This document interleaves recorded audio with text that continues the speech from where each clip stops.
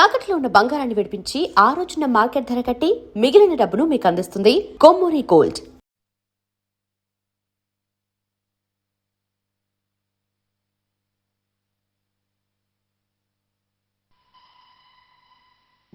Sessions case number 5347, applic 84, dated June 5th, 1984. Name of the accused, Surya.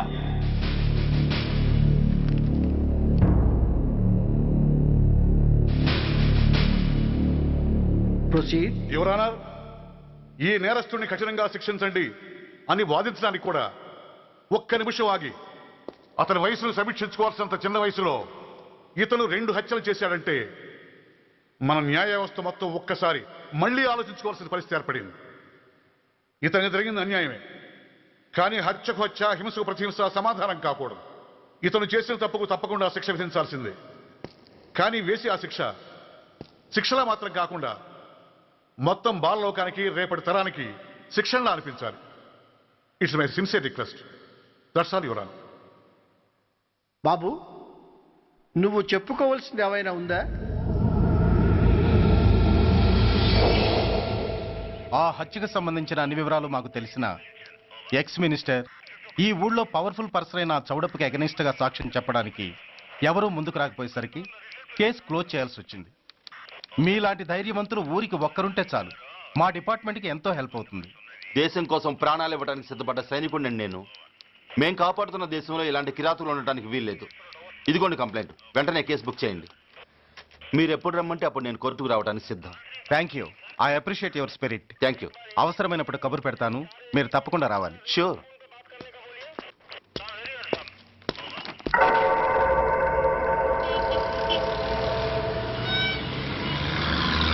అవును sir, report ఇచ్చి వెళ్ళాడు. Address తెలుసు sir, మిలిటరీలో పనిచేస్తాడట. Leave మీద ఇంటికి వచ్చాడు. వాడి సంగతి మేము చూసుకుంటాం సార్, మీరేం వరి అవ్వకండి. అరే, ఈ మాత్రం దానికి మీరెందుకు సార్, మేమెందుకున్నాం? తెల్లారేసరికి వాడు ఎన్కౌంటర్ అయిపోతాడు. సరేనా? ఓకే సార్, ఉంటారు సార్. నమస్తే.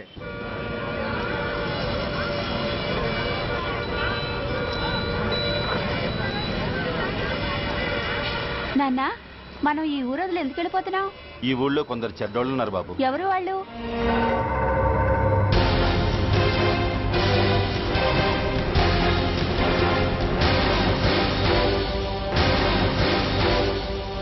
జై జవాన్.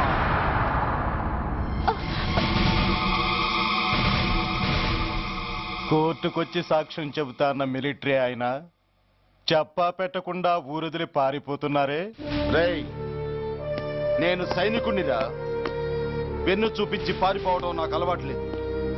కాకి బట్టలు తొడుక్కొని అలాంటి లుచ్చాల దగ్గర పాకి పని చేసే ఇలాంటి వాళ్ళ పని పెట్టడానికి మళ్ళీ తప్పకుండా తిరిగి వస్తాను రా. అంత లేదమ్మా, అసలు నువ్వు ఇక్కడి నుంచి వెళితే కదా తిరిగి రావటానికి. తమ్ముడు చాపండి రా. రండి రా.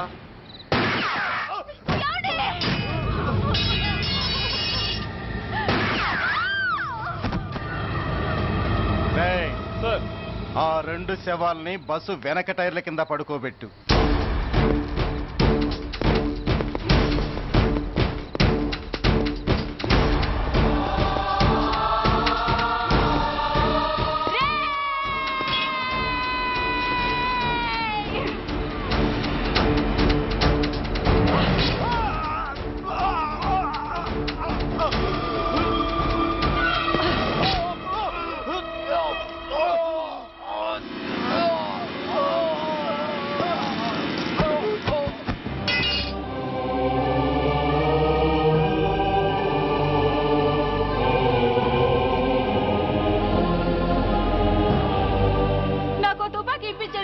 ఇక్కడున్న పోలీసులందరినీ చంపేస్తారు సార్. వాళ్ళు మంచి వాళ్ళు కాదు సార్. మా నాన్న దేశాన్ని కాపాడే సైనికుడు సార్. మా అమ్మని నాన్నని అన్యాయంగా చంపేశారు సార్ ఈ పోలీసులు. అసలు పోలీసు అని కూడా బతకూడదు సార్, బతకూడదు. నాకు తుపాకీ ఇప్పించండి సార్, ఇప్పించండి.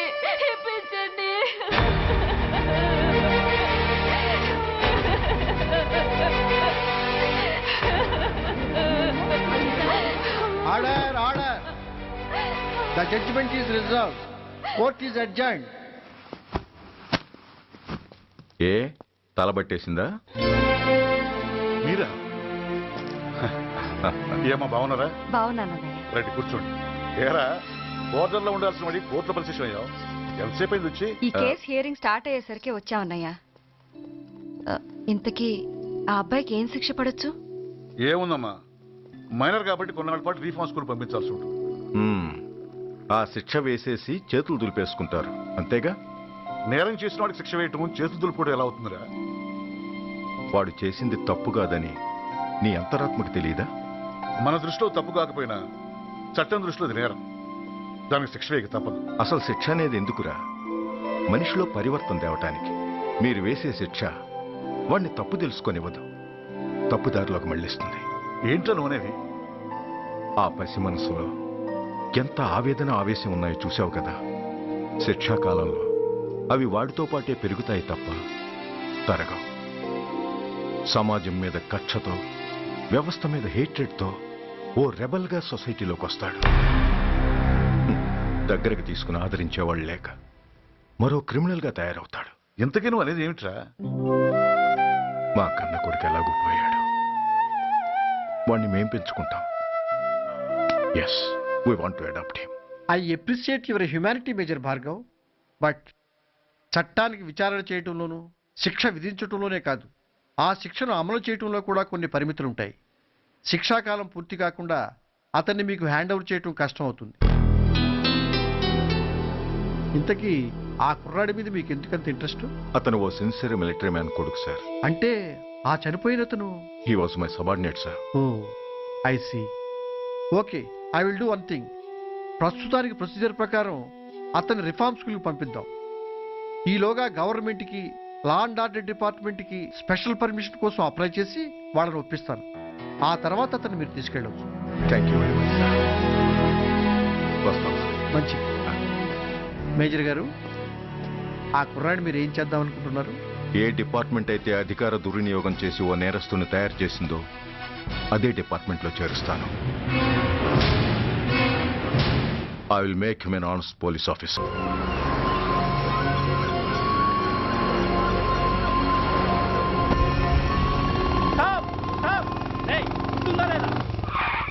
నిన్నేరా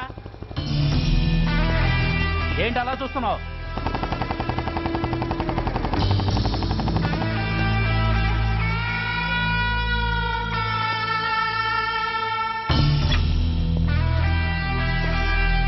ఏంట్రా, ఏంటి మీదకి వస్తున్నావు?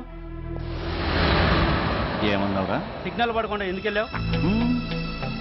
నన్ను నువ్వు ఏమన్నావు? బుద్ధి ఉందా లేదా అన్నాను. ఓహో,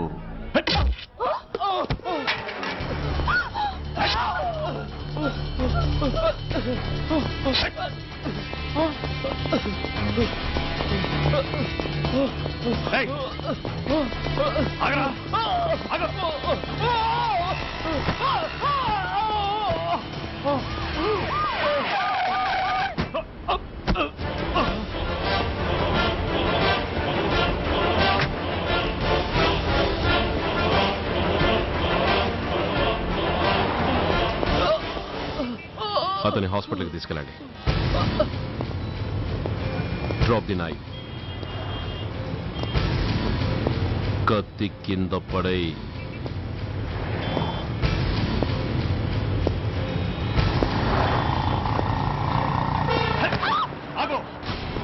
ముందుకొస్తే దీన్ని చంపేస్తా. చంపే. చంపితే ఏమవుతుంది? నిన్ను చంపడం నాకు ఇంకా తేలికవుతుంది. కమాన్, చంపే. ఆలోచిస్తావే కిల్లర్?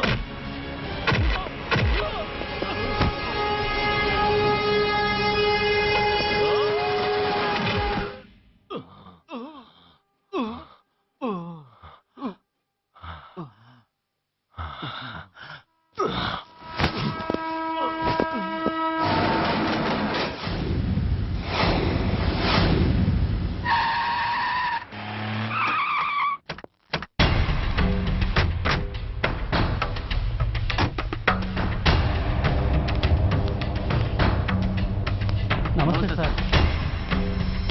నమస్తే సార్.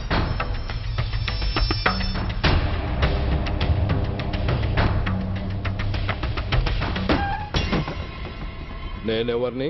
మీరు అదే నేనెవరిని? మినిస్టర్ అప్పలనాయుడు గారు సార్. మరి వాడేవాడు? మీ అబ్బాయి గారు సార్. అంటే అది తెలిసే వాడిని లోపలేసావా? ఎఫ్ఐఆర్ ఎక్కడ్రా? ఆ?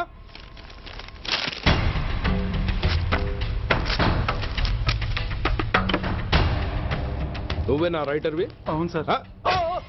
నీకెన్ని గుండెలుంటే మా వాడి మీద ఎఫ్ఐఆర్ రాస్తారా? రే సెల్ తాళాలు ఎక్కడ్రా? ఇదిగోండి సార్. నీ అబ్బా నాకిస్తారా? ఇల్లు తెరువు. అసలు ఎవడ్రా నా కొడుకుని అరెస్ట్ చేసింది? ఏసీపీ సూర్య గారు అంటున్నానా?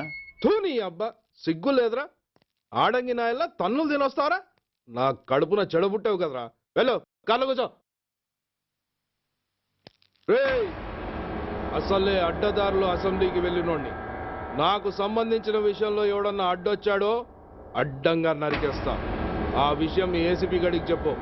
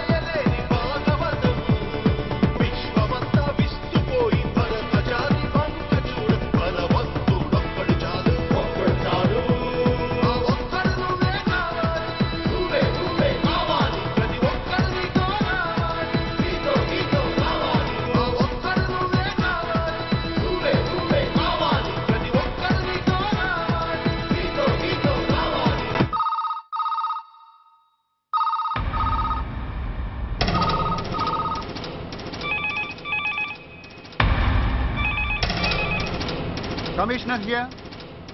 ఏంటి ఏ పోలీస్ స్టేషన్లోనూ ఫోన్లు ఎత్తడం లేదా? ఏమయ్యారు వీళ్ళంతా?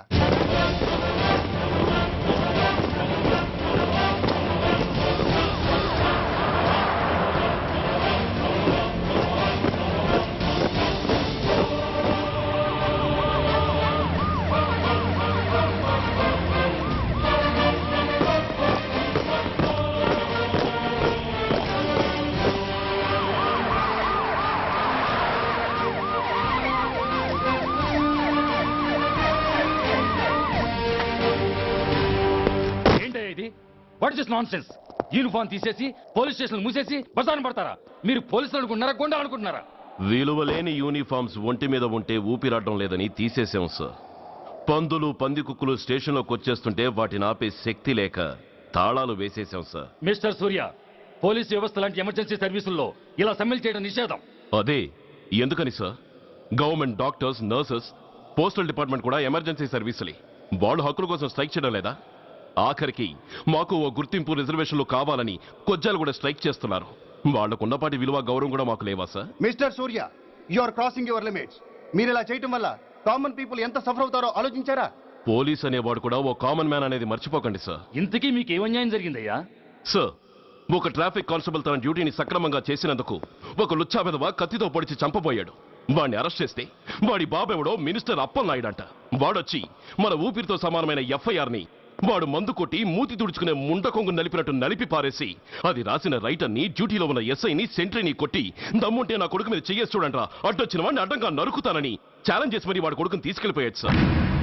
ఇలా ప్రతి అడ్డమైన వాడు వచ్చి దౌర్జన్యంగా ఖైదీల్ని తీసుకుపోతుంటే ఇంకెందుకు సార్ మాకు ఈ వాచ్మ్యాన్ ఉద్యోగాలు? బ్లాక్ లో టికెట్ అమ్ముకునే వాడిని లాకప్ లో పెడితే మున్సిపల్ చైర్మన్ ఫోన్, ఓ రౌడీ విధవను అరెస్ట్ చేస్తే ఎమ్మెల్యే ఫోన్, ఓ రేపిస్ట్ అరెస్ట్ చేస్తే మినిస్టర్ ఫోను. అందరికీ రూల్స్ అండ్ రెగ్యులేషన్స్ ఉంటాయి, కానీ మా పోలీస్ వాళ్ళకి మాత్రం రూలింగ్ లో ఉన్నవాడి మాట వినడం ఒక్కటే రూలు. కాదని ఎదురు తిరిగితే సస్పెన్షన్లు లేదా ట్రాన్స్ఫర్లు. కాకి బట్టలు వాళ్ళ ఇంటి కర్టెన్స్ అనుకునే ఇలాంటి మినిస్టర్స్ ని గుడ్డనోడు తీసి నడి రోడ్డు మీద నడిపించాలి sir. Control your self mister Surya. Control చేసుకోవడానికి ఇది ఆవేశం కాదు సార్, ఆవేదన. ఒక పొలిటీషియన్ కారిడోర్ తీయడానికి పోలీస్ కావాలి. వాడు చేసిన తప్పుడు పని వల్ల కడుపు మండిన అన్నల బుల్లెట్ల గడ్డుగా పోలీస్ కావాలి. ఆఖరికి వాళ్ళ పెళ్లాల బ్యూటీ పార్లర్కి వెళుతుంటే తోడుగా పోలీస్ కావాలి. ఇలాగే కంటిన్యూ అయితే పోలీస్ అనేవాడు పొలిటీషియన్స్ పెంచుకునే వింత జంతువు అనుకుంటారు సార్ ప్రజలు. సార్, ఈ దేశంలో హిందువులకో న్యాయం, ముస్లింలకో న్యాయం, సిక్కులకో న్యాయం ఉన్నట్టే పొలిటీషియన్స్కో న్యాయం, రౌడీలకో న్యాయం, పబ్లిక్కో న్యాయం ఉండేలా రూల్ ఒకటి తీసుకురండి సార్. లేకపోతే మా డ్యూటీ ఏంటో మేమేం చేయాలో మాకే అర్థం కావడం లేదు. రాజకీయం, రౌడీజం షేకెన్స్ ఇచ్చుకుని మమ్మల్ని దద్దమలు చేస్తున్నాయి. మీరేమో రూల్స్ రెగ్యులేషన్స్ అంటూ మా నోళ్లు చేతులు కట్టేస్తున్నారు. అందుకే ఏ రాజకీయ నాయకుడు లా అండ్ ఆర్డర్ లో జోక్యం చేసుకోకూడదని ఈ నిరసన. అంతేకాదు, చట్టాన్ని అవమానించి పోలీసుల్ని కొట్టివెళ్లిన మినిస్టర్ తన కొడుకుని తనే స్వయంగా తీసుకొచ్చి మాకు అప్పగించాలి. మా వాళ్ళని కొట్టినందుకు అతను మా అందరికీ క్షమాపణ చెప్పాలి. అతను మంత్రి అయ్యా. తప్పు చేసింది మంత్రైనా మంత్రసానైనా ఒక్కటే సార్. అయితే మీ నిర్ణయంలో మార్పు లేదా? Sorry sir. సారీయా? నేనెందుకు చెప్పాలి సారీ? అయినా అంత టెన్షన్ పడతారు ఎందుకు? 2 రోజులు కడుపులు మారితే వాళ్ళే దిగొస్తారు. వాళ్ళ పరిస్థితి చూస్తే అలా లేదండి, చాలా పట్టుదలగా ఉన్నారు. మరీ అంత నెత్తికెక్కితే వాళ్ళని పీకి పారేసి కాస్త ఒడ్డు పొడుగున్న వాళ్ళని వేసుకుంటాం, అంతేగా? ఏంటే అప్పలనాయుడు, పోలీసులు అంటే పొలాల్లో పనిచేసే కూలీలు అనుకుంటున్నావా? ఈ ఊరోడు పనిలోకి రాకపోతే పొరుగురు నుంచి లారీలో తెచ్చుకోవడానికి వాళ్ళకి వీళ్ళకి పెద్ద తేడా ఉందండి. ఆపోయా, మినిస్టర్ తర్వాత కాస్త డిగ్నిటీ మెయింటైన్ చేయొద్దు. పోలీస్ స్టేషన్కి వెళ్ళి పోలీసుల మీద గుండాల దౌర్జన్యం చేస్తావా? ఏంటండి, పోలీసులను ఎప్పుడు ఎవడు తిట్టలేదా, కొట్టలేదా? అదేదో పెద్ద పాపమైనట్టు అది నేను మాత్రమే చేసినట్టు మాట్లాడతారండి. ఇదిగో, ఊరికే నోరు పారేసుకోకుండా నేను చెప్పేది విను. ఈ రోజు వైజాగ్ సిటీ వరకు ఉన్న ఈ స్ట్రైక్ రేపు స్టేట్ అంతా పైకిందనుకో, అప్పుడు మొత్తం ప్రభుత్వానికి ఎసరు వస్తుంది. ఆ పరిస్థితి కనుక వస్తే నిన్ను పార్టీ నుంచి ఈగ ముక్కను పీకినట్టు పీకి పారేస్తారు. అప్పుడుగా నేను ఎందుకు చెప్పాను నీకు అర్థం కాదు. అప్పలనాయుడు గారు, ప్రెసిడెంట్ గారు చెప్పింది కరెక్ట్. ఓటితో పోయేదాన్ని గొడ్డల దాకా తెచ్చుకోవడం దేనికి చెప్పండి? అయితే ఇప్పుడు నన్ను ఏం చేయమంటారు?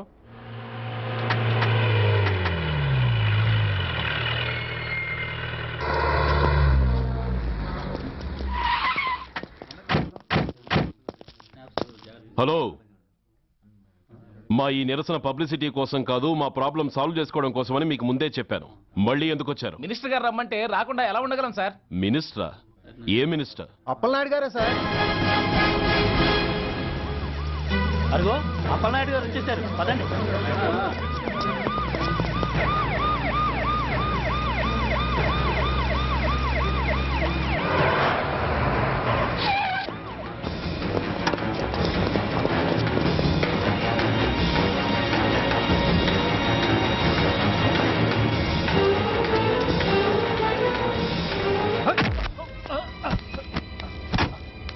నా కొడక, ఏమనుకుంటున్నారా? నువ్వేమన్నా పెద్ద రౌడీవా? నా పరువు తీసేసావు కదరా, నా కడుపును చెడబుట్టావు కదా. పోలీసులు అంటే ఎవరు అనుకుంటున్నారా? వాళ్ళు మనల్ని కాపాడేవాళ్ళరా? వాళ్ళనే అవమానిస్తావా? వెళ్ళరా, వెళ్ళి వాళ్ళ కాళ్ళ మీద పడి క్షమాపణ అడుగు, వెళ్ళవు. వీడు చేసిన వెధవ పని తెలియక కన్న తండ్రిగా తొందరపడి వీడిని తీసుకెళ్లాను. నిజం తెలిసాక ఓ బాధ్యత గల మంత్రిగా జరిగిన దానికి సారీ చెప్పి వీడిని మీకు అప్పగిస్తున్నాను. నన్ను క్షమించండి. చాలా థ్యాంక్స్ అండి. ఇంకా మీరు కెమెరాలు ఆపండి. మినిస్టర్ గారు మిమ్మల్ని పిలిపించిన కార్యక్రమం అయిపోయింది, మీరంతా బయలుదేరచ్చు ప్లీజ్. పిలవగానే వచ్చినందుకు మీ అందరికీ చాలా థ్యాంక్స్.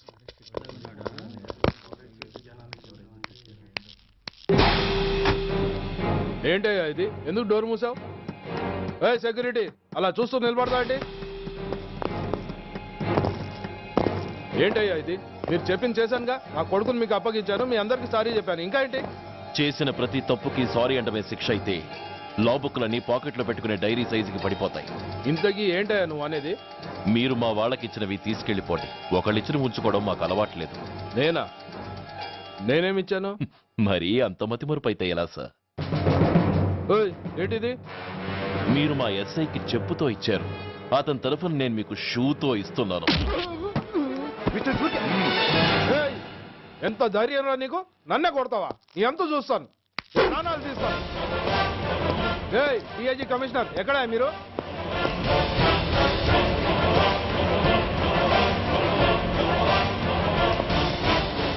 ఇది మా రైటర్కి ఇచ్చింది, ఇది మా సెంట్రీకి ఇచ్చింది, ఇక ఒకటే ఒకటి మిగిలింది. ఇంకోట ఏంటది? ఈ ఎఫ్ఐఆర్ ని నలిపినందుకు.